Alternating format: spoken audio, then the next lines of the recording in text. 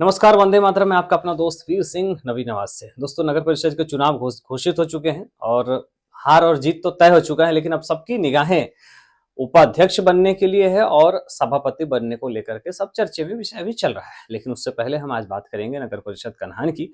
कन्हान पिपरी नगर परिषद के उन चेहरों के बारे में बात करेंगे जो इस क्षेत्र के लिए, कन्हान शहर के लिए काफी चर्चित हुआ करते थे, नोन फेस जिसे कहते हैं वो हुआ करते थे।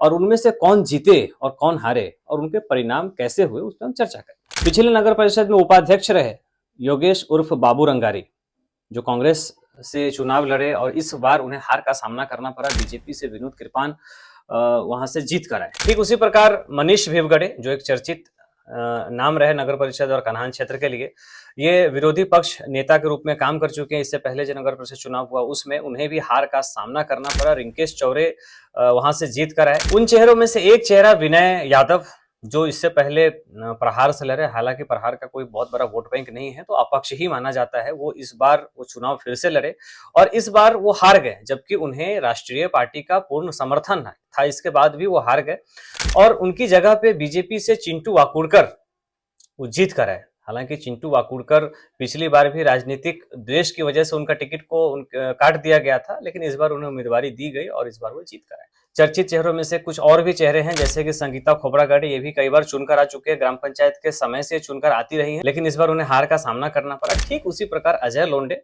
जो पिछले कई बार से चुनकर आते रहे, लेकिन इस बार उन्हें भी हार का सामना करना पड़ा। इसके बाद चर्चित चेहरों में से एक चेहरा सनोज पनिकर ये ग्राम पंचायत के सदस्य भी रह चुके हैं। और खास बात तो यह है कि जब नगर परिषद कन्हान का गठन हुआ, तो उस गठन में जो सबसे पहली बार जब नगराध्यक्ष बनी थी, वो इनकी पत्नी थी आशा पनिकर।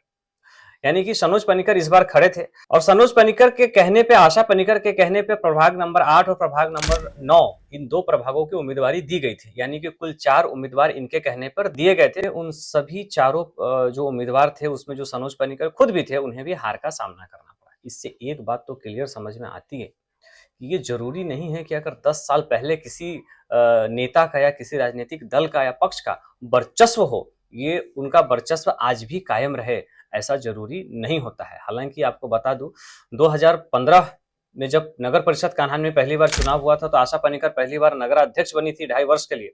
उसके बाद जब 2020 में जब नगर परिषद का चुनाव हुआ था कन्हान में, तो उस वक्त उन्हें बीजेपी से उम्मीदवारी नहीं दी गई थी, तो उन्होंने बंडखोरी किया था। उन्होंने बीजेपी के खिलाफ दूसरे पक्ष से उन्होंने चुनाव लड़ा था। आशा पनिकर के इस कदम की वजह से बीजेपी को कन्हान में हार का सामना करना पड़ा। ठीक उसी प्रकार अगर हम अध्यक्ष पद की बात करें, तो अध्यक्ष में वरदराज पिल्ले, जो अध्यक्ष पद के उम्मीदवार थे, एक चर्चित चेहरे हैं जिले में और शिवसेना के बड़े पदाधिकारी हैं, उन्हें भी हार का सामना करना पड़ा। डॉक्टर मनोहर पाठक, ये कन्हान क्षेत्र के लिए एक सबसे पुराने जमाने के यहाँ से नेता रहे।